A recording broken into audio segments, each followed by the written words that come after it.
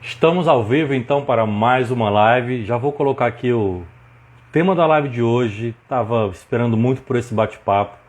Vamos falar sobre as 12 regras para a vida, que é esse livro aqui do Jordan Peterson. Olha só, então não sei se a gente vai conseguir dar conta de falar das 12 regras, mas vamos começar o nosso bate-papo. O Alexandre já chegou por aqui. Já vou convidar ele aqui pro bate-papo. Enquanto isso, vai chamando aí seus amigos, tocando aí no aviãozinho e passar essa live para mais. Já vou aqui mandando o aviãozinho para todo mundo, convidar aqui para essa live. Vai ser um bate-papo muito bacana. Vamos lá então, enviando. Faz aí o mesmo também, para mais pessoas poderem estar aqui conosco. E Alexandre, boa noite, meu irmão, tudo bem? Tudo bem? Boa noite, professor Elvis. Satisfação estar aqui contigo. Vamos tocar essa live aí, falar muito de Jordan Peterson. Já estou com o meu exemplar por aqui, ó. Deixa eu ver se dá para pegar direito. Opa, Oh, beleza. tá dando um reflexo. Cara, olha, eu quero te agradecer muito. Enquanto o Instagram vai notificando as pessoas, já mandei o aviãozinho, então enquanto isso, olha, entrou aqui uma pessoa muito ilustre. Não sei se você conhece. Natana, minha esposa Tá também aí a entrou agora, Natana, Verônica, Patrícia está Eduardo, chegando. Eduardo Alexandre, cara, Guerreiro, eu quero também te. trabalhou comigo, a Patrícia, amiga aí também do Opa, Paraná. Eduardo. Ah, só gente boa chegando aí conosco. Graças a Deus, uma coisa boa. Alexandre, cara, muito obrigado por aceitar esse convite, esse bate-papo que eu estava esperando bastante. Né? A gente tem aí o amor aos livros em comum, o amor à filosofia, né? Então a política e essas questões também existenciais. E aí, nessas entabulações que fizemos, qual seria um primeiro bate-papo que a gente poderia fazer por aqui? Acabou então sendo decidido falar das 12 regras para a vida do Jordan Peterson, claro. Se não der para a gente cumprir todas as 12, ninguém vai correr também nessa conversa, né? É uma conversa bem leve, um bate-papo descontraído. Então, para quem está chegando, não vamos fazer uma análise, né, pormenorizada do livro, mas aquilo que lemos, o que compreendemos, o que nos impactou. Então, um bate-papo de dois amigos com outros amigos que estão aqui expectando, né, observando esse bate-papo. Então, se apresenta aí também para quem está aqui com a gente, quem eventualmente está no meu Instagram não te conhece, depois eu também falo para quem está na sua rede, para a gente começar aqui o nosso bate-papo. Perfeito. Vocês estão me ouvindo bem? Que eu estou sem o microfone aqui, não sei se eu devo colocá-lo. Para mim o áudio está ok, quem está chegando Tá fala se ok? está ok o vídeo, o Se áudio, tiver como um é que está som para muito vocês. ruim, eu coloco aqui o meu fone, tá? Eu tô tentando ver se dá para falar sem o fone, que aí fica menos Hoje aqui está meio dispositivos quente, na eu estou com o volta. ventilador ligado aqui atrás, não está atrapalhando não, né? Dando Tranquilo, tá ruído, show. ok. Gente, então boa noite a todos, a todas. Agradecer muito ao professor Elvis por esse convite. Eu tenho acompanhado o trabalho dele há algum tempo aqui, né, o desenvolvimento pessoal católico, e nós percebemos que nós temos muitos pontos em comum, né, do ponto de vista do desenvolvimento do ser humano. E aí surgiu essa ideia de falar sobre Jordan Peterson, um autor polêmico, mas absolutamente fundamental. Né? Há quem o considere o maior intelectual hoje no mundo, eu concordo, eu acho que de fato ele é, né, o mais proeminente, aquele com maior repercussão social e que consegue ter e apresentar suas ideias com clareza. Então, eu sou formado em Ciências Sociais, atualmente faço doutorado em Filosofia, estou trabalhando com o tema da filosofia da religião, experiências religiosas, e um pouco o caminho do Jordan Peterson me inspira muito, porque ele também tem uma ligação muito forte com a área de filosofia da religião. O livro que inspirou Doze Regras, inclusive, é um livro basicamente de filosofia da religião. É um livro, um calhamaço de 800 páginas, que saiu lá em 2001, chamado Mapas do Significado, e que recentemente foi traduzido para a língua portuguesa, já está disponível. Né? Depois a gente pode trocar Caríssimo. aí algumas ideias. É um baita de um livro, ele fala sobre mitologia, sobre uma série de questões, mas é o livro que dá o embasamento acadêmico para o Doze Regras, que é um livro mais voltado ao grande público. Né? Mas, apesar disso, é um livro extremamente denso também, o Doze É. Regras. Né? A gente, quando vai ler, ou é 420 páginas de muita referência de psicologia, de filosofia, de história. Então, eu até estava brincando com o professor Elvis, né? Nós nos colocamos aqui uma tarefa de falar de um livro de 420 páginas no período de uma Uhum. hora, né? Claro que vai ser impossível esgotar, mas a gente vai trazer aqui alguns elementos muito mais para criar também nas pessoas esse desejo de ler um pouquinho mais, de pegar a obra, de estudar, porque esse é um livro assim, né, que a gente pode ler e reler diversos períodos da nossa vida que cada vez vai ter um significado diferente. Ele é realmente muito rico. É isso mesmo. Bom, e quem também está por aqui, de repente também está no seu Instagram e não me conhece, então é uma alegria ter você por aqui. Estou muito feliz com esse bate-papo. Eu sou o Elvis Rodrigues, falo aqui de Fortaleza, no Ceará. Também temos essa ligação com a filosofia, né? Tem um graduação, mestrado na área, né? Até te enviei um livro recente. E aí foi talvez o nosso ponto, né, de maior toque, de encontro em comum, a questão da filosofia, da religião, da pós-modernidade. Então, acho que já surgiu aí essa amizade filosófica também pela questão da pesquisa. E Jordan Peterson realmente é um autor muito importante, necessário, fundamental, independente de viés. Né? Tem pessoas que amam, tem pessoas que odeiam, mas eu acho que ele é um caminho necessário. Também concordo com você, que ele é um dos maiores pensadores, intelectuais e até polemistas também da atualidade, porque ele tem coragem de pensar fora da caixa. Eu acho que foi isso até que deu essa grande visibilidade, nesse boom no YouTube e tudo mais que ele tem, porque ele consegue pensar um viés diferente do que, em geral, a academia acaba tendo um pensamento e um viés único. E nós dois, como acadêmicos, né, de uma forma, também experimentamos isso no nosso cotidiano, e ele, como docente, como catedrático, terá coragem de pensar fora da caixa, de trazer outras abordagens. E o que muito me encanta no autor é que ele, quando ele dá uma entrevista, por exemplo, ele é muito firme na posição, mas sem nunca perder a educação, né? Nunca sai do salto, como a gente diz assim no popular. Então ele é muito seguro, muito firme, ele é muito sereno ao mesmo tempo naquilo que ele diz, e talvez isso é o que gere a grande polêmica, a raiva dos seus debatedores, porque enquanto eles querem puxar para a agressividade, ele mantém a serenidade e com uma lógica argumentativa, né, talvez assim, irretocável, irrepreensível, imbatível. É verdade. E eu acho que talvez uma das questões mais ricas desse livro é o fato de ele atingir diversos públicos, né? Uhum. Se eu pegar um jovem, por exemplo, que está entrando hoje na universidade, eu posso recomendar esse livro, dizer, olha, aqui tem questões que vão te ajudar. Se eu pegar uma pessoa com um pouco mais de idade, já formada, está começando a construir a sua família, indicar, olha, esse livro vai te ajudar, com certeza o livro vai ajudar. Ou se eu pegar uma pessoa, inclusive na terceira idade, dizer, olha, aqui tem Uhum. reflexões importantes que tocam em questões da tua vida, né? Com certeza esse livro vai ser importante. Então, essa universalidade que o Jordan Peterson conseguiu dar, né, de ao mesmo tempo, assim, ser erudito, ser direto e atingir a todos os públicos, eu acho que é o grande mérito do livro. É isso que faz dele realmente um best-seller internacional, né? Ele tem uma lição que no fundo, ela é simples, mas a gente percebe os vários braços complexos que a discussão tem, né? E como cada um pode levar isso para a sua vida e, a partir daí, tirar lições para conseguir agir melhor. Mais cedo eu postando um stories aqui no Instagram pra gente falando do nosso bate-papo, ficou meio que equilibrado na enquete que eu postei, quem já conhecia o livro e o autor. Então, praticamente metade, né? Ficou aí dividido entre conhecia, não conhecia, ou apenas de ouvir falar bem distante. Então, quem sabe essa live é uma porta de entrada para conhecer a obra, né, do autor, Jordan Peterson. E esse próprio livro, mesmo sendo bem volumoso, bem denso, ele ainda assim é tipo uma introdução ao pensamento dele, que é o Mapas do Significado. E curiosamente é o primeiro livro, né? Ou seja, ele começou já com um grande fôlego, né? Exatamente. E ele tem um outro que saiu agora, né? Que é a continuação do 12 Regras para a Ah, Vida. esse eu tô ansioso. Então, quem sabe no outro saiu agora em março de 2020, ainda não tem a versão em português, mas daqui a pouco a gente também, assim que der para ler, né, a gente também pode estar trazendo aqui, estar fazendo uma live para discutir, que é o Para Além das Regras.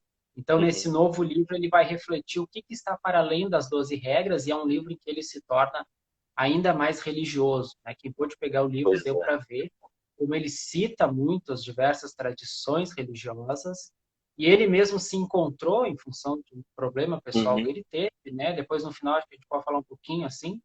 E se encontrou também no cristianismo, e hoje a gente lê o Jordan Peterson e vê como ele está com os dois pés dentro da religião. Se antes ele estava com um só, agora ele está com os dois. Né? Então, assim, Alexandre, deu era uma esse o ponto que riqueza eu ia te muito maior perguntar. à reflexão dele. Era esse ponto que eu ia também tocar. Antes de entrar de cheio na primeira regra, se você chegou a ver esse vídeo do retorno dele, né, ele passou por um problema de saúde muito grande, né, literalmente viveu, né, um purgatório ou talvez um inferno aqui na Terra, com doença da esposa, ele também ficou doente, foi para a Rússia se tratar, enfim, foi toda uma saga. E se nesse primeiro livro aqui, nas primeiras 12 regras, ele já trata alguma questão do cristianismo, nesse segundo, né, o Beyond the Order, ele volta mais religioso do que nunca. Então, esse vídeo de retorno dele, ele chora, né, que é uma entrevista que ele faz com o ortodoxo, é imperdível essa entrevista. Eu não me lembro agora o nome do interlocutor dele, né, mas é um católico ortodoxo. A entrevista é linda, ele chora, se emociona, fala desse retorno dele para Deus, né, de fincar mesmo o pé no cristianismo. E recentemente, a internet se mobilizou muito pedindo. Ele fez um bate-papo, uma live com um bispo americano. Você deve conhecer o bispo Barron, né, que é um outro popstar nos meios de comunicação. Esse bate-papo também foi de altíssimo nível. Ou seja, o Jordan Peterson está cada vez mais nesse viés religioso, um pé no cristianismo, e esse pensamento dele que já era refinado, quando junta com o cristianismo, então estou super ansioso para ver o que saiu, né, como está esse segundo volume. Vamos lá, então? Vamos lá. Primeira regra: costas eretas, ombros para trás. Gente, quem não conhece a obra, cada capítulo tem um nome muito interessante. Então, realmente, ele dá 12 regras para a vida, mas não se assuste, não é? Ele está ditando norma, né, como a gente fala no dia a dia hoje, né? Ah, está ditando regra para a gente. Mas é um nome chamativo. Mas quando você lê, vê que cada argumentação dele faz muito sentido. Valores que tínhamos antes, que perdemos, que são importantes que se conservem, ou que resgatemos. Então, a primeira regra, o primeiro capítulo é esse: costas eretas, ombros para trás. E aí? Essa primeira regra, então, ele está falando para a gente sobre postura. Né? E é muito interessante assim a gente entender da Forma aqui a onde que o minha. Jordan Peterson está partindo para dizer, né, essas regras, para, enfim, trazer essas regras.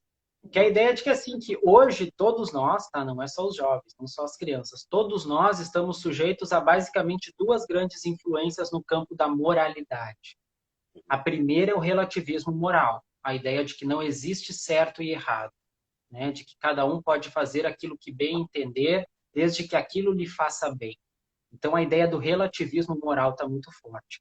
E o outro lado da moeda do relativismo moral é a questão das ideologias, que também está muito forte.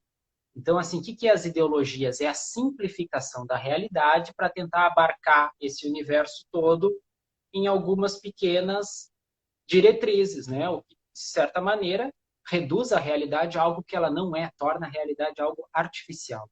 Então, todos nós hoje estamos envolvidos sob essas duas influências. E essa é a maior preocupação do Jordan Peterson. Ele, como professor universitário, como psicólogo, ele está se deparando com esses problemas aí. As pessoas estão chegando no consultório destruídas, né? Os jovens, os mais idosos, está todo mundo sem saber para onde ir. E a partir daí, então, ele dispara a ideia de, não, eu vou tentar reunir aqui o conhecimento da filosofia, da psicologia, da sabedoria tradicional para ajudar as pessoas a lutar contra o relativismo moral e contra as ideologias.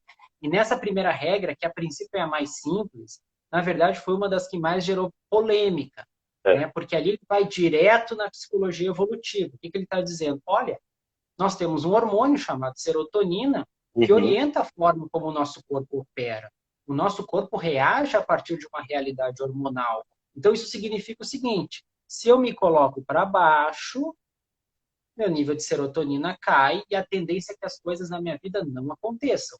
Se eu ajusto a minha postura e me coloco para cima, o meu corpo começa a trabalhar de forma responsiva e as coisas começam a acontecer. É aquela ideia popular, né, de que sucesso traz sucesso. Por que Exato. sucesso traz sucesso? E quando a gente se coloca para cima e começa a trabalhar, a fazer, a gente vai ganhando confiança. E quando eu ganho confiança, eu crio um novo balizador para construir mais confiança, né? Então, esse é o processo. E veja, parece uma coisa simples, mas a gente não se dá conta disso na realidade. E, em geral, a gente tende o que é deixar isso cair, né? Então, Uhum. aqui ele está nos dizendo isso. Olha, o teu corpo reage à forma como tu te colocas no mundo. Se não observar isso, nada mais vai acontecer, né? E o interessante é que além, não só o nosso corpo reage, mas se a gente pudesse resumir essa argumento dele, as pessoas ao nosso redor também reagem. Então, se eu ando aqui cabisbaixo, ombro encolhido, uma postura sempre na defensiva, tímido, né, me menosprezando, isso é notado pelas pessoas. E aí, por exemplo, os predadores que estão por aí, porque parece que essas pessoas, ou um sociopata, né, se chegarmos a um extremo, ou um bullying, né, um valentão, enfim, que gostam de praticar bullying, isso já nas crianças, adolescentes, mas também nos adultos, no mundo do trabalho, esse tipo de valentão, aproveitadores, predadores sociais, eles conseguem enxergar essas fragilidades. Então, se eu ando aqui cabisbaixo, literalmente com uma postura, né, fechada em mim mesmo, curvado, uma postura de derrotado, esses aproveitadores veem isso em mim. E na hora que a gente, então, começa a melhorar a nossa postura, aquele velho ditado que ouvíamos, ou talvez nem mais nossos pais, mas já os avós, ir no exército, né, barriga para dentro, peito para fora, porque você dá uma postura, cabeça ereta, não quer dizer também arrogância, prepotência, se achar melhor do que o outro, mas ter uma postura ereta, olhando para o horizonte, olhando para o mundo. Até quando se senta, por exemplo, não se sentar curvado, mas corretamente no assoalho pélvico, né, que tanto se tem falado em postura também. Tudo isso indica a nossa postura diante do mundo. E quando temos uma postura vencedora, que se impõe, quem está ao nosso redor também percebe e responde desse jeito. E aí, por exemplo, faça crítica ou aceite, goste ou não goste. Tem alguns coaches, por exemplo, que também fazem esse tipo de treinamento. Você pode fazer sua abordagem crítica, mas tem algo que tem muito sentido, né? Que tem uma parte de treinamento dos coaches que eles fazem da postura do vencedor, né? Então você fica em pé, sente a planta do pé no chão, faz, né, ativações, algumas palavras vocalizando, tudo isso para gerar uma postura diferente, uma postura de vencedor. Isso realmente libera esses hormônios, a pessoa se sente bem. E o curioso é que não só ela reage bem consigo mesma, mas quem está ao redor também responde de maneira proporcional. Exatamente. E o ponto aqui que gerou polêmica, na verdade, é o ponto de que hierarquia é uma coisa natural. Então, é natural que nós busquemos ser melhores, né? Que a gente esteja competindo uns com os outros. Uhum. Isso é muito bom que aconteça. Na verdade, se eu perco essa noção de que a hierarquia é importante, eu deixo de querer ascender, de querer construir a minha vida, de querer crescer, de querer ser melhor do que eu era antes, a tendência é que o meu sistema, o meu corpo, ele reaja negativamente a isso e me coloque mais para baixo. Então, entender que a hierarquia é fundamental e que aí a gente tem que observar essas ideologias igualitaristas que às vezes polemizam com a questão da hierarquia e do poder pessoal, na verdade, o que isso acaba fazendo? Que nós nos nivelemos por baixo, a gente cria uma mediocridade. Então, a primeira questão que a gente precisa observar é que assim, não tenha Todo medo mundo igual, de mas tentar por ser baixo, melhor. realmente. Não tenha medo de tentar ser melhor e crescer. Isso é absolutamente natural. É tão natural que se você não fizer, o seu corpo vai entender a mensagem contrária, de que, na verdade, Uhum. você não está indo para a vida, você está indo para a morte, né? Você está abdicando da vida. Nossa, isso é fantástico. Ou seja, então, o primeiro passo da mudança começa pela postura, né? Começa pela postura. E essa ideia da hierarquia que você falou também acho fundamental. Porque realmente a gente tem visto, né, cada vez mais políticas públicas, ideias, ideologias e assim por diante, discursos que falam de uma igualdade.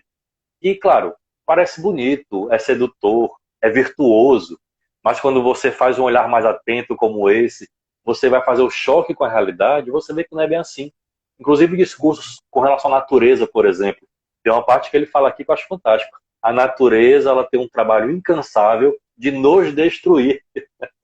Né? Então, se o ser humano ele não se impõe com a natureza, né, para tentar não ser destruído por ela, a gente não teria sobrevivido enquanto espécie. Então, a natureza não é tão amigável como parece ser, A todo instante ela quer nos destruir. E porque nós nos impusemos, nós a dominamos nesse sentido, é que nós estamos aqui, estamos evoluindo e progredindo de alguma forma. E é curioso que tudo isso da hierarquia, ele, além de fazer a parte social, ele começa vendo na própria biologia, nos próprios animais. Ele dá o exemplo do pássaro, ele dá o exemplo da lagosta. Como é que é essa história da lagosta? É verdade. E isso é uma noção, assim, talvez até da gente desenvolver a humildade, de perceber o quanto nós estamos, o quanto a cultura ela está encravada na natureza. Porque muitas vezes a gente tende a olhar para a cultura e pensa que ela é uma criação, assim, né, dos nossos desejos, simplesmente. Não, a cultura surge para lidar com a natureza hostil. Então, é porque a natureza é hostil que nós criamos artefatos culturais, formas de nos organizar, que são sempre imperfeitas, né? Uhum. Perfeição não existe, mas é a forma que nós encontramos para lidar. Então, a cultura que melhor funciona é a cultura que respeita a biologia, a psicologia, que respeita essa natureza através da qual nós evoluímos, né? E essa comparação que ele faz com as lagostas tem um pouco a ver com isso, né? Então, eu acho aqui que o fundamental assim é a gente entender, né, que não adianta brigar com o corpo, brigar com o fato, brigar com a realidade. E ele vai trazer uma noção que é fundamental, que é a evolução ela é conservadora. Não Ah, adianta a ótimo gente esse ponto. tentar mudar aquilo que está posto, que foi construído há milhares de anos. É muito mais inteligente nós nos adaptarmos aos fluxos tais quais eles Uhum. funcionam, do que tentar simplesmente, a partir de agora, criar uma coisa nova. Né? Eu posso pensar aqui que eu quero ser isso, que eu quero ser aquilo, que eu vou me comportar de tal e tal maneira, mas isso não é uma atitude inteligente. Eu tenho que saber que eu tenho um corpo que está operando e que a minha mente, inclusive, ela é anterior ao processo da civilização. Quer dizer, a nossa mente evoluiu e ela traz elementos, e ela nos faz agir em cima de balizadores que nos permitiram sobreviver há milhares de anos. Né? Então, isso tem um valor, a gente precisa reconhecer isso, né, para conseguir ter uma vida minimamente equilibrada. Se eu não reconheço isso, a Uhum. minha vida vira um caos, né? E não é à toa que ordem e caos são os dois Exato. elementos que ele traz aqui, né? Para a vida virar um caos é muito fácil. Então, a gente precisa ter essa inteligência justamente para tentar construir um pouquinho de ordem. Essa expressão que ele trata é muito rica, né? A natureza é conservadora. Então, se nós observássemos melhor a natureza, a biologia, a nossa própria socialização, cultura também seria. É uma mudança se ela é a conta-gotas, né? Não dá para ser algo radical que vai contra a própria natureza.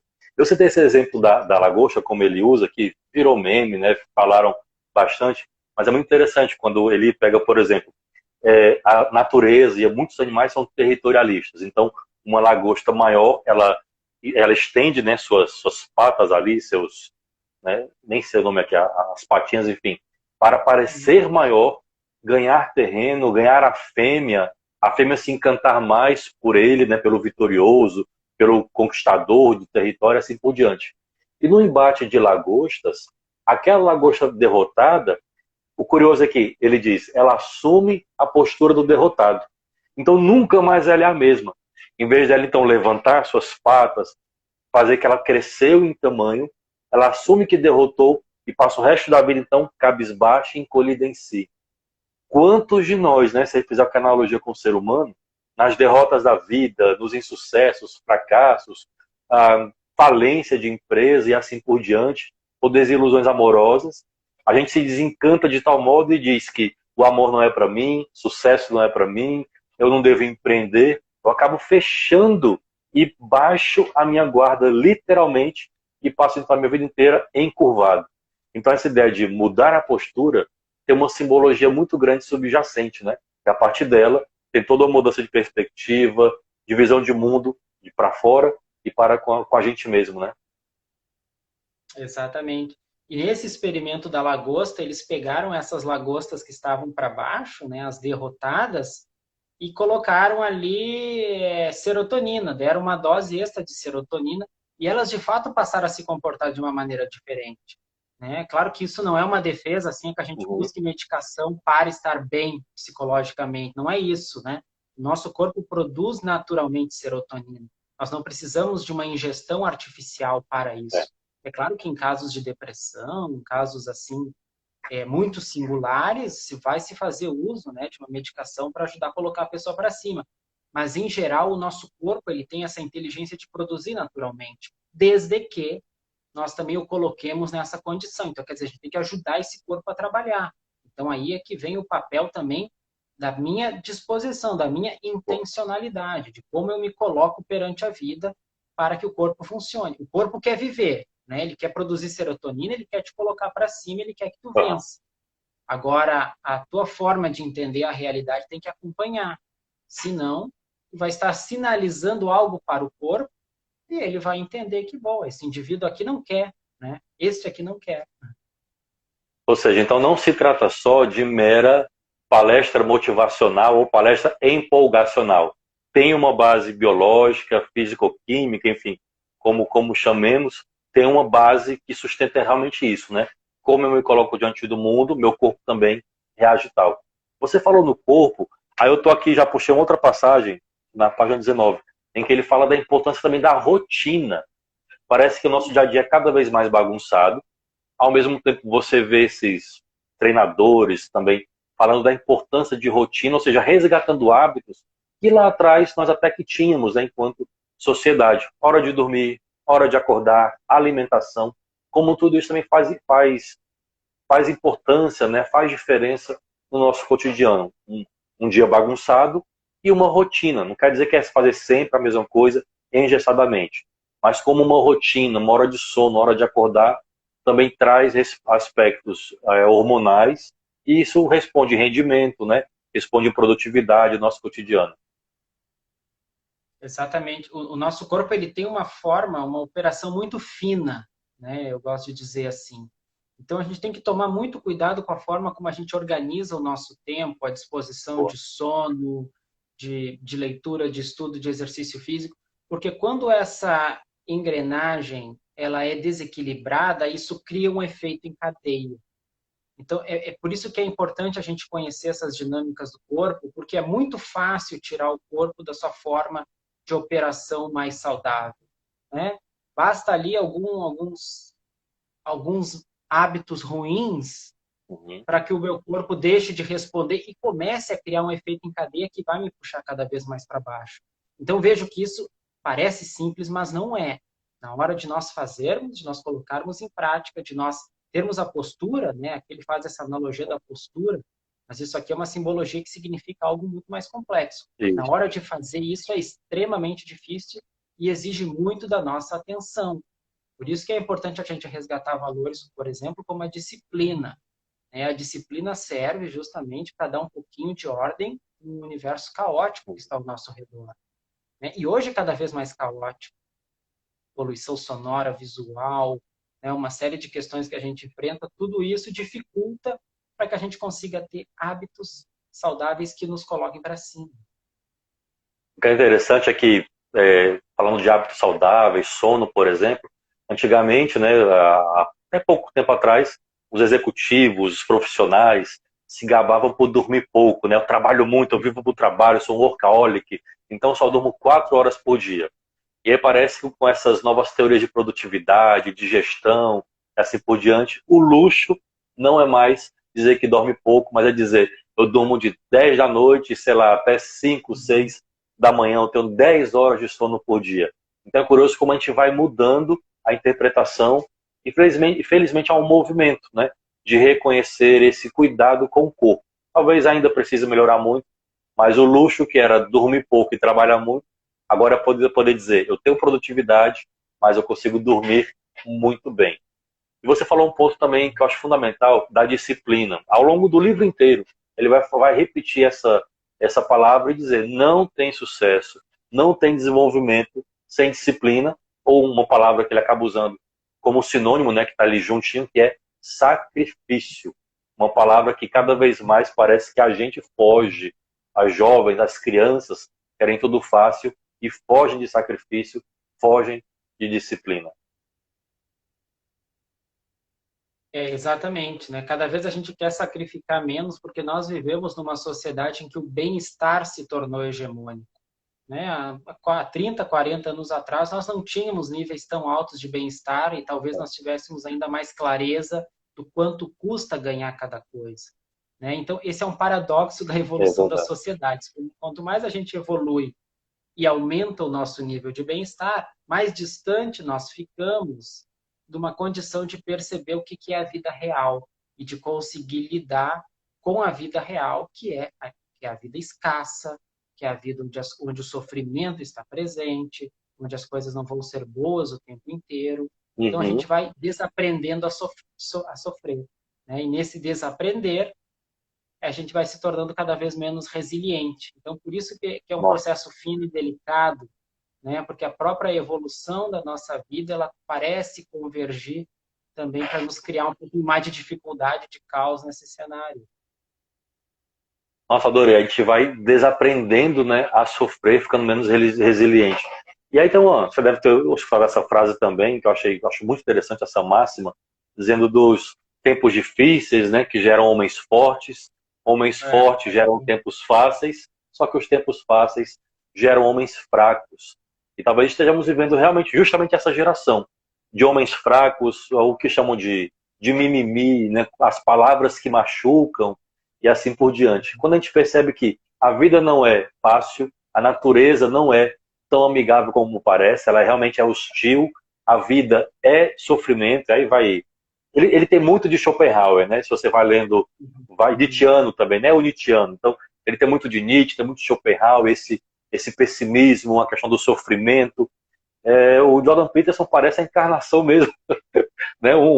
Uma nova figura de Nietzsche e um Schopenhauer muito pessimista, mas tem muito sentido no que ele fala. A vida não são só flores, ela traz muito sofrimento, muita dor, e precisamos enfrentar essa dor se queremos crescer.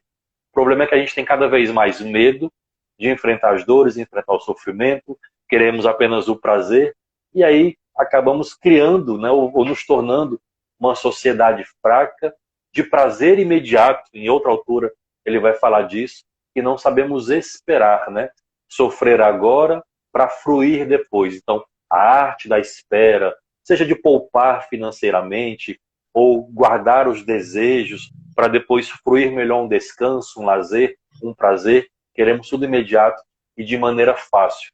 Isso de alguma forma você acha que tem prejudicado, destruído, ah, deformado a sociedade, em particular os jovens, as crianças?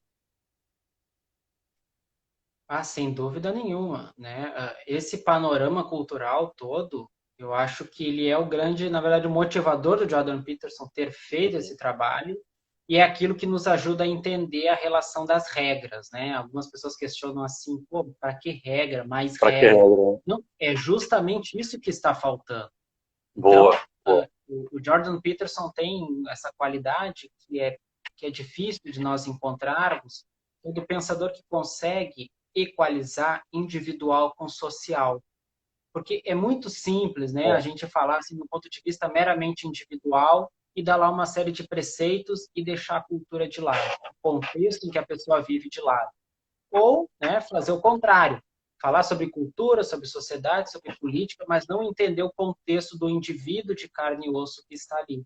E o que o Jordan Peterson consegue fazer, e isso é raro na história do pensamento, é equilibrar essas duas instâncias. Não, o individual e o social. O individual gera Boa. efeitos no social, o social gera efeitos no individual, essas duas instâncias estão amarradas, a gente às vezes não sabe muito bem onde uma começa e a outra termina, e isso é normal, é assim Uhum. mesmo, porque nós evoluímos como seres sociais, mas nós precisamos fazer essa distinção e observar esses dois eixos que nos influenciam. Então, é sim, é cuidar da minha postura, porque isso reflete lá na cultura, na forma como eu crio meus filhos, na forma como eu me coloco no meu trabalho, né? E é observar também o que eu estou trazendo de lá, porque isso impacta na maneira como eu me comporto individualmente. Então, é conseguir fazer isso. E ele, a todo momento, vai ilustrando essas regras, né? Com passagens tanto de casos individuais, casos Uhum. clínicos, né? De pessoas que chegaram no consultório com aquele problema X, Y, Z, né? Até as situações mais amplas que ele usa para ilustrar, né? O que aconteceu na União Soviética com o comunismo, na Alemanha nazista, Uhum. ele vai mostrando essa interrelação. Então, eu acho que hoje assim, o grande desafio que nós temos é justamente conseguir fazer isso, né? É circular do individual para o social e perceber que os dois têm muita importância. E que se eu não prestar atenção nesses dois lados, a minha vida vai ficar capenga, vai ficar pela metade. Às vezes eu fico no individual, aqui eu estou tentando mudar Uhum. hábitos e comportamentos, mas eu não observo o contexto em que eu estou inserido. E aí eu tento uma técnica, tento outra, tento mais outra, tento lá um regime, tento ir para academia e a coisa não funciona. Né? E muitas vezes não funciona por quê? Porque eu não estou observando o contexto em que eu estou Exato. inserido, a qualidade das minhas relações, a qualidade do casamento, a relação com os filhos, tudo isso está silenciosamente impactando. Né? Então a gente precisa conseguir fazer essa transição. E nesse livro ele de uma forma muito pedagógica, até porque é um psicoterapeuta, né? Então ele está Uhum. acostumado a fazer isso, ele consegue justamente nos levar a fazer essas reflexões que eu acho que são fundamentais. Gostei, gostei demais. E esse gancho, né, que você falou do social, do individual, que nem tudo também depende de mim, isso é fantástico, né? Muita gente, até gurus de internet falam, só depende de você, corra atrás dos seus sonhos, você pode ser o que você quiser, basta você acreditar. Esse tipo de motivação ou empolgação vazia, mas em tudo depende. Isso me lembrou de um episódio que a Rainha Elizabeth, quando era jovem, há 200 anos atrás, né? A Uhum. Rainha Elizabeth disse que ela teve um professor que ele disse para ela que ela poderia fazer tudo o que ela pensasse, tudo o que ela quisesse, ela poderia realizar. Então ela perguntou para o professor: então se eu quiser colocar a pasta de volta no tubo, né? A pasta de dente de volta no tubo, eu vou conseguir? Né? Você pode fazer tudo o que quiser, colocar a pasta de volta. Então, tem discursos que apenas empolgam, ativam ali, mas não tem uma base, porque tem todo um contexto social. Então, essa retroalimentação do individual, do meu crescimento pessoal e também do coletivo é muito importante. E aí acaba dando o gancho para a segunda regra, né, que ele traz aqui o título: cuide de si mesmo como cuidaria de alguém sob sua responsabilidade. Então, de uma forma resumida, cuidar muito bem dos outros, amar, se dedicar, mas também não esquecer de cuidar de si. O que você acha disso? Fazer tudo aquilo por quem nós amamos, né? Mas também implica cuidar de nós. Outro dia eu ouvi um podcast que eu achei muito interessante. Era sobre bem-estar, saúde, alimentação. E era um casal conversando. E os dois são bem nessa linha. Então ele dizia, olha, eu me cuidar, eu me alimentar bem da minha saúde, não é só um trato comigo, é uma preocupação com a minha esposa. Porque na hora que eu tiver velho, né, 70, 80 anos, eu não vou dar trabalho para ela, de me empurrar em cadeira de roda, de me acompanhar numa UTI. Então, meu autocuidado é também uma preocupação com quem eu amo, para, nesse sentido, né, não dar trabalho para eles. Achei bacana essa outra visão que ele enxergou. Parece um culto ao corpo, né? Não, é muito mais do que isso. Preocupar comigo é também um ato de amor para com o outro. É verdade. E nessa segunda regra, o Jordan Peterson ele nos brinda assim com uma reflexão que é muito curiosa, né? Que é a seguinte, de que às vezes parece mais fácil cuidar de alguém que está sob sua responsabilidade do que cuidar de si mesmo, né? E aí ele se pergunta, bom, por que que isso acontece? Isso é bastante comum, tá? Às vezes, assim, a dedicação que a gente tem com o filho, às vezes com a esposa, às vezes não é a mesma que nós temos conosco. E por que que isso acontece? E cada regra ele está numa escadinha, né? É, Ele tá aprofundando o tema. Então, nessa aqui, ele já pega justamente o problema do mal. Então, nós temos consciência de uma realidade fundamental, que é a realidade da ordem e do caos. A gente sabe que existe ordem e que existe caos. Em outras palavras, existe bem e existe mal. uhum, boa. E ao perceber o mal, e ao perceber o mal em nós mesmos, a primeira reflexão que nós fazemos é assim, bom, né, eu me conheço, eu sei quem eu sei de todos os meus problemas, meus defeitos e meus pecados. Por que, né, que eu vou cuidar de uma pessoa assim tão pecadora, né, uma pessoa tão por baixo? Porque cada um sabe de si. Então, quando Uhum, a gente experimenta justamente esse caos que a gente carrega, a nossa reação até inconsciente é de que de se afastar. Então, o julgamento que nós temos a priori é sempre assim: não vale a pena eu cuidar de mim mesmo.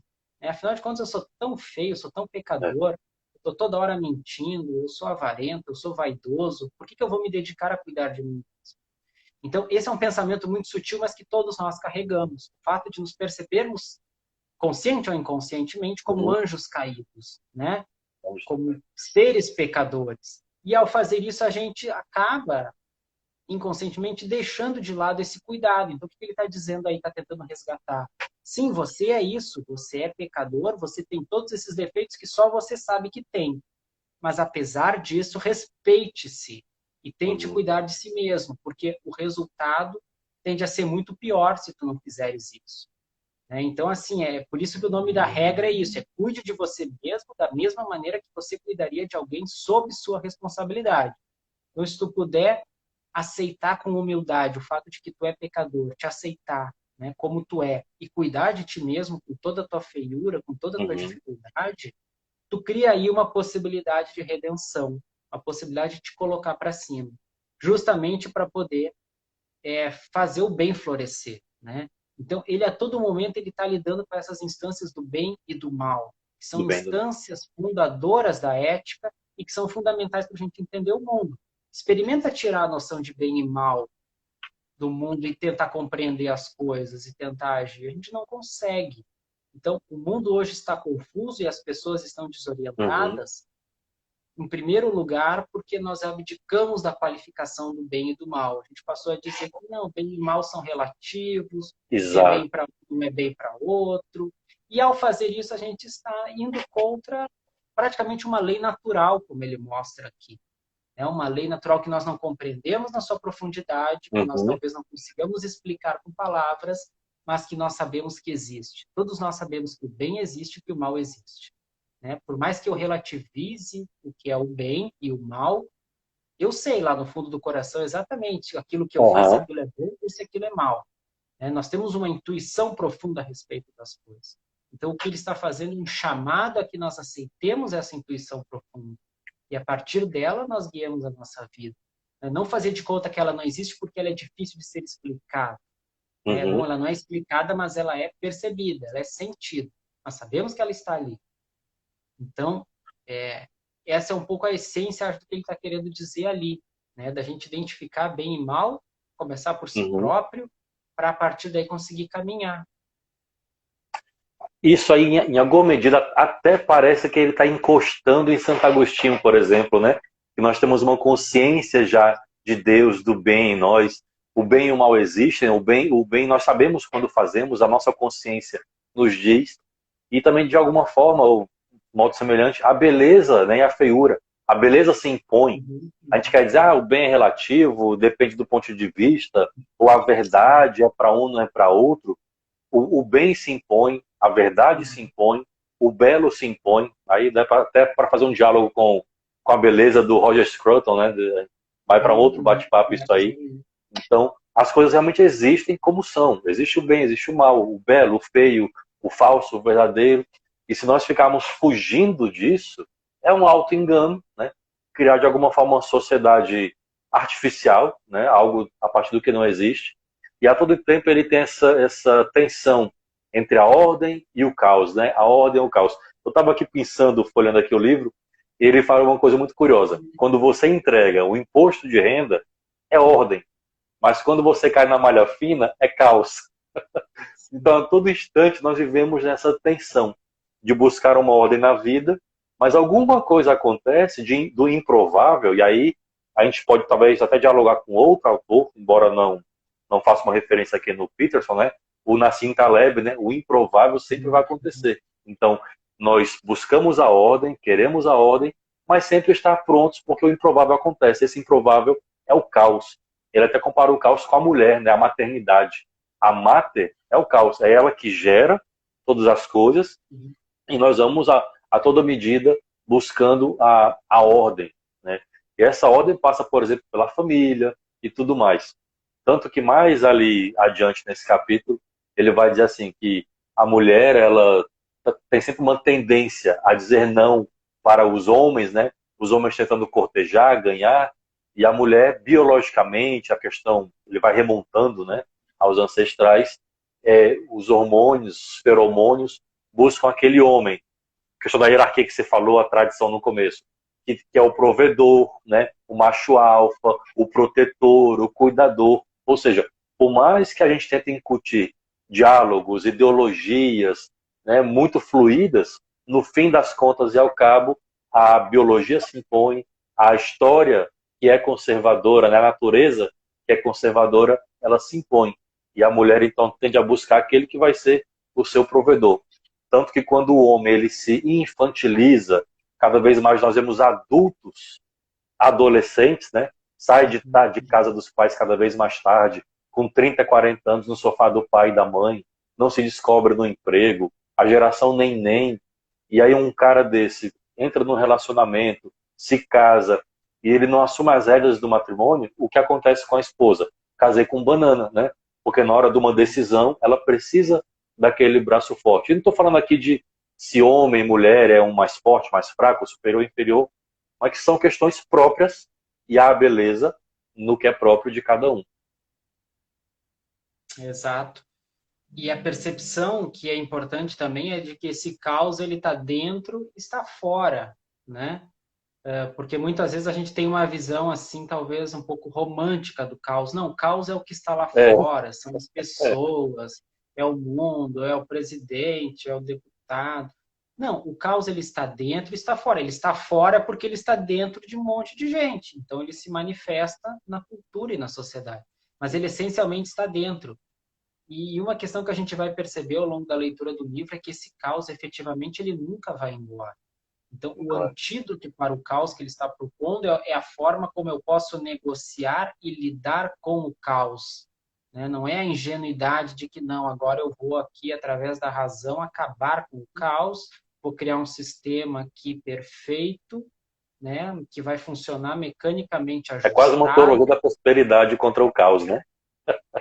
Exatamente, porque o caos ele vai estar sempre presente, de uma forma ou de outra, né? E no próximo livro, talvez ele vai explicitar isso um pouco mais, nessa Uhum. tentativa de ir para além da ordem e de tentar navegar um pouco nesse caos de uma outra maneira.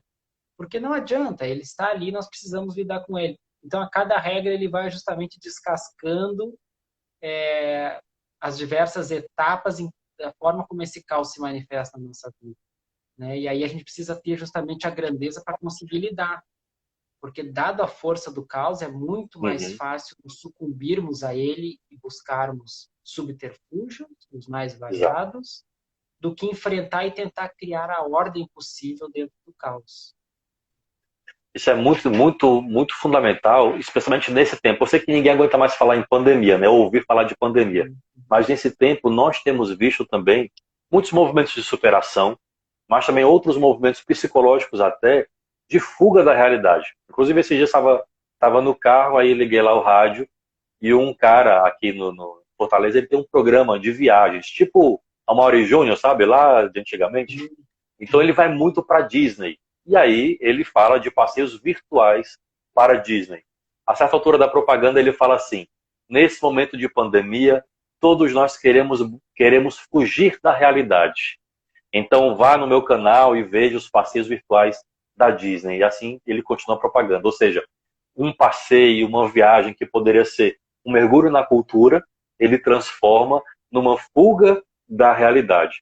E nós temos visto essa geração de cada vez mais pessoas, não só crianças, adolescentes, mas adultos que deveríamos ser os mais maduros, fugindo da realidade, vivendo no mundo não real, no mundo virtual, artificial, e não enfrenta o seu caos, ou não dialoga para tentar, de alguma maneira, conviver e encontrar ali alguma ordem, né? Como você falou, o caos nunca vai sumir, mas dentro desse turbilhão da nossa vida, encontrar alguma ordem.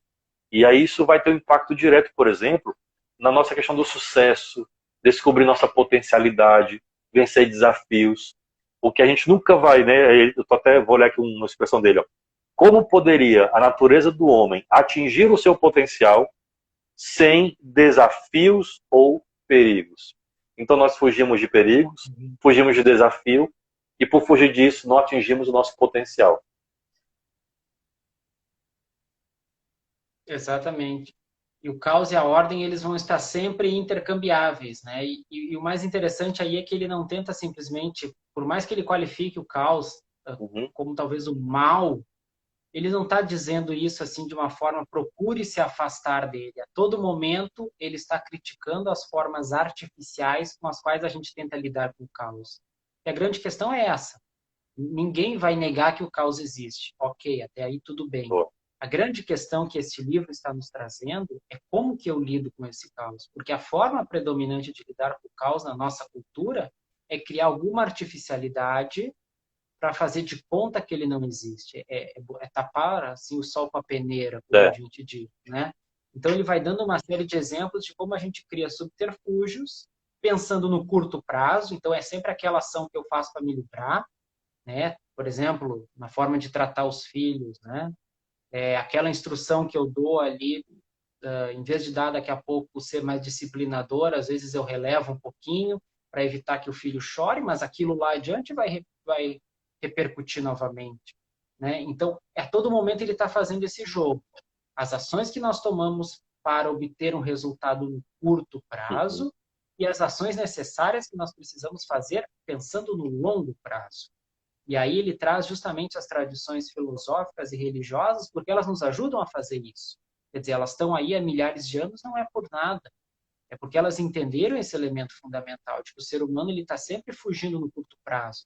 Ele está sempre buscando prazer, ele está sempre Uhum. buscando a mentira, ele está sempre buscando o que é mais fácil, o que é conveniente, em detrimento do que é significativo e do que se obtém a partir do sacrifício. Então, essa é um pouco a essência do ensinamento, né? Que ele vai, a cada etapa ali, nos mostrando como é que a gente pode fugir da enganação do curto prazo, Uhum. aceitar o sacrifício momentâneo, pensando lá Boa. adiante, no longo prazo, para aí sim ter a vitória verdadeira, né? Não a vitória falsa, ou a vitória circunstancial que não leva a lugar nenhum, né? Eu acho que é por isso que foi inevitável, pela busca racional dele, ele chegar no cristianismo, né? Porque se você pegar esse Exato. discurso, é cristianismo, né? Você sofre agora para colher depois, não dá vazão imediata aos prazeres. Aliás, não só o cristianismo, mas também tradições gregas, filosóficas, já falavam isso. Mas enfim, mas o cristianismo ele potencializa esse discurso. A minha natureza ela é decaída. Se eu der vazão aos impulsos, instintos, vai sair muita coisa ruim. Então, saber perder para ganhar, esperar um pouco para ganhar mais na frente. E aí, você falando isso, eu me lembrei de uma pesquisa, isso também muito, muito conhecido, que fizeram com algumas crianças, para variar, nos Estados Unidos. E aí, era assim, colocava elas numa sala, tinha um interlocutor com elas, e ele colocava lá na mesa um brigadeiro, um chocolate. Então, dizia, tem aqui um chocolate para você, você pode comer, tá tudo bem. Mas se você conseguir ficar alguns minutos sem comer esse brigadeiro, depois desse teste, eu vou te dar muitos mais. Essa seria a premiação. E aí fizeram esse teste com algumas crianças. Uma pequena parte delas conseguiu resistir à tentação de comer aquele chocolate. A maioria, claro, quando ficou sozinha na sala, comeu, porque é a questão do prazer imediato. E aí, anos depois, segundo esse relato, foram entrevistar essas mesmas crianças, já na sua fase adolescente, adulta, enfim. E, coincidentemente ou não, aquelas crianças que lá atrás conseguiram segurar a vontade imediata de comer um chocolate para ganhar muito mais depois, foram elas que alcançaram sucesso profissional, estavam realizadas na vida. Vê só que interessante, né? É. E ele explica muito isso, que na verdade assim nós temos os nossos instintos, mas a civilização é um processo que a gente aprende. Então ele não se dá naturalmente, né? Isso que nós precisamos entender. E hoje a gente tem muito uma noção assim romântica, até na educação Uhum, mesmo, né? uhum. De que tem que deixar as coisas seguir o seu fluxo, deixa as crianças, deixa as pessoas fazerem como quer, não coloque regras, não coloque disciplina, não coloque nenhuma dificuldade, deixa as coisas serem pelo seu estado de natureza. Bom, o estado de natureza, ele é o Psicologia estado do positiva, fracasso e do caos, né? O estado de natureza é o estado do fracasso e do caos. A gente precisa ralar muito, trabalhar exato. muito, observar muito, estudar muito para conseguir um pouquinho de ordem.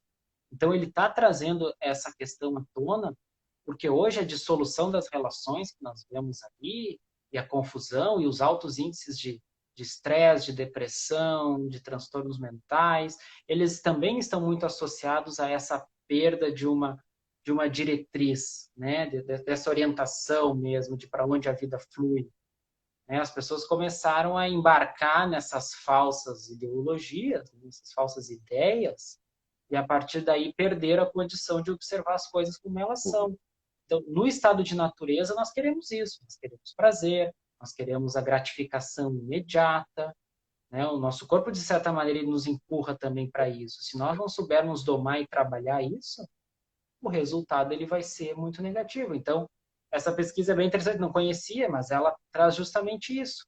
E se nós pudéssemos, claro que é difícil fazer essa pesquisa assim em escala global, mas eu não tenho a menor dúvida que se nós pegarmos as pessoas mais bem-sucedidas hoje, nós vamos ver que são pessoas que encontraram ali uma lógica de trabalho em relação ao curto e o longo prazo, a não tomar as gratificações imediatas e pensando nas gratificações futuras. As pessoas que entendem essa lógica, elas tendem a se dar melhor, a enfrentar melhor a hostilidade do mundo. Porque o mundo é justamente isso, é hostil, ele te seduz, ele te traz coisas, né? E se a gente embarca de forma inconsciente, a tendência é que o resultado não seja bom, né? Essa que é a isso verdade. mesmo. A verdade E inconveniente. a gente pode até comprovar mesmo, hoje também eu vi um podcast que eu achei muito interessante sobre startup. Tem nada, é claro que o livro não fala disso, mas dá para ver uma consequência real daquilo que ele fala, ou seja, algo muito prático. Era uma empresária que estava, né, montou uma startup, vem de executiva de Petrobras e grandes empresas, e monta uma startup. E aí ela diz a diferença de uma cabeça de um empresário convencional e de um startupeiro. É porque ele trabalha muito tempo no vermelho. É como se fosse assim, pobre, pobre, pobre, depois ele vira milionário. Então, até a meta dessa pessoa de ser milionária, ela vai ter que ter uma vida modesta. E a cabeça do empresário, em geral, é todo mês já ficar de olho no seu prolabore, às vezes pegando mais o dinheiro da empresa para si e já compra aquele carrão posando de rico. Enquanto o startupeiro tem uma visão de mais longo alcance, vive de maneira mais modesta, né, quase espartana, vai escalando o seu negócio para lá na frente, aí sim, ele poder comprar o seu tempo, comprar sua qualidade de vida e vender uma empresa aí milionária. Um outro aspecto é esse desapego, né? Ele tem a empresa, ela ganha sucesso, depois vende. Então, esses aspectos psicológicos e emocionais que o Jordan Peterson fala, a gente consegue ver no mundo real, né? Uma empresa de startup tendo esses aspectos de saber esperar para ganhar mais na frente, viver mais modesto, não se antecipar as coisas, saber escalar e assim por diante. Então, acho que isso implica algo muito prático. E, claro, mesmo que nós aqui não criamos uma startup para virar milionários, os princípios também se aplicam. E ele termina essa parte dizendo algo interessante. Ao mesmo tempo, com todo isso do caos e da ordem, respeite a si mesmo, né? É a velha história do autoconhecimento, cada um tem um ritmo, cada um sabe qual é o seu caos a ser enfrentado ou a tentar conviver e colocar alguma ordem ali dentro, né? Exatamente. E esse respeito a si mesmo, ele não é uma coisa muito fácil de fazer, né? Porque respeitar a si mesmo implica o quê? Em ter humildade. Porque no É, momento que eu reconheço os meus erros, a tendência que eu tenho é ter um negacionismo em relação a mim mesmo, né? É dizer assim, não, poxa, esse cara aí não vale nem a pena, sabe? Eu vou lá comer o meu doce, eu vou assistir televisão, não vale nem a pena esse cara, né? Então, isso a gente faz, na verdade, por orgulho. Então, essa dificuldade de cuidar de si mesmo, muitas vezes, ela vem de um orgulho mal trabalhado, a dificuldade de ter a humildade em relação a quem nós somos, nos aceitarmos com as nossas dificuldades e tentar fazer os pequenos avanços.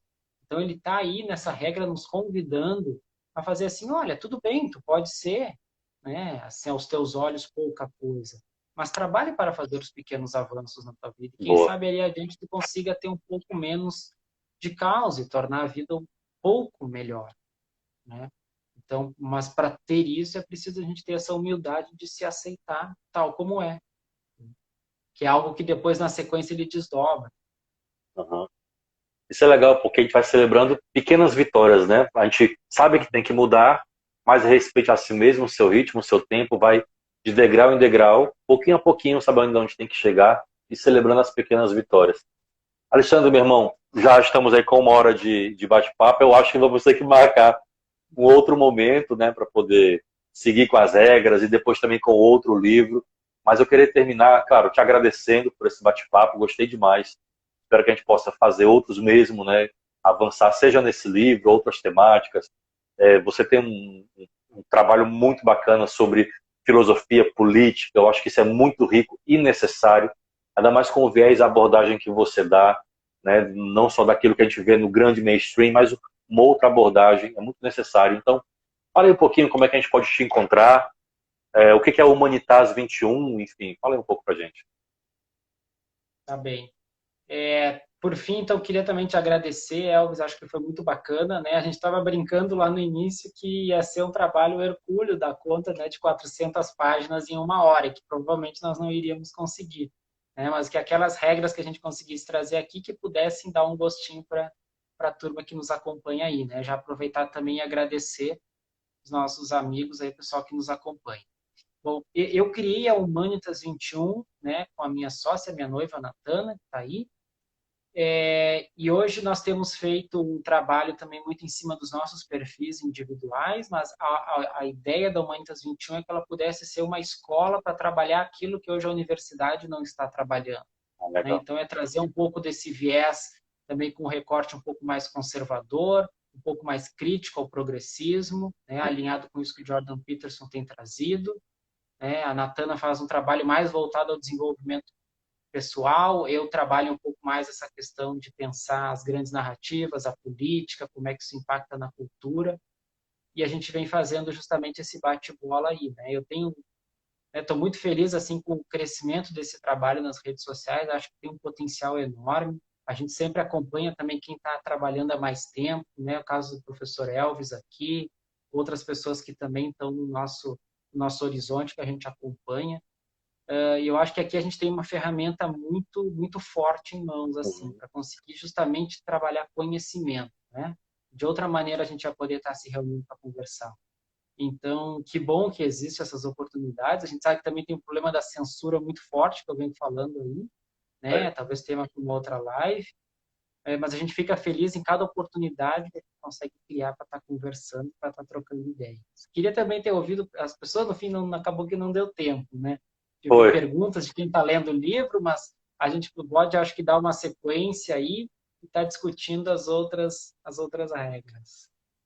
Boa, boa, concordo demais. Isso para a gente ver que é possível, né? Eu admiro muito seu conteúdo para mostrar que é possível trazer conteúdo denso, sólido, levar uma reflexão profunda, mesmo nas redes sociais. Aliás, ele é a grande vitrine, né? Não tem como escapar. Então, não é só dancinha, mas dá para trazer um conteúdo sólido, fundamental. Então, quero muito que cresça, que siga esse trabalho. Aqui, ó, Patrícia perguntando, quando será a próxima live? Vamos nos articular logo. Quem sabe aí já Pois propõe é. uma leitura prévia, né, para fazer um debate bem legal, avançar nos próximos capítulos, enfim, vamos organizar, fazer uma divulgação ainda melhor e avançar. Mas vamos sim, viu, Patrícia? A conversa foi boa e merece mais. A Patrícia, eu sei que está lendo o livro, comprou, está Opa, lendo, tem aí questões para trazer. Leitora de Nietzsche também, muito estudiosa. Queria saudar aqui também a Débora, minha companheira de empreitada. Aí estamos montando um curso de pós-graduação para professores de ensino médio, que também que bom. deve estar saindo esse ano, em ciências humanas, mas focando aí na Base Nacional Comum Curricular, a Uhum. BNCC. Também na sequência nós vamos estar conversando sobre isso também. Rapaz, e tudo isso em meio ao doutorado, né? Como é que você consegue tempo? E-mail doutorado, exatamente. Meu irmão, foi muito bom falar com você, Alexandre. Obrigado de novo, tá bom? E vamos marcar logo, se Deus quiser, uma próxima. Enquanto isso, a gente fica se falando. Todo mundo que estava aí com a gente, que ficou até o final, que passou também, muito obrigado. Espero que vocês tenham gostado. Fizemos tudo isso para você, tá bom? Então, até uma próxima, logo, logo, se Deus quiser. Obrigado, gente. Um grande abraço para todo mundo aí. Nos vemos na sequência. Tchau.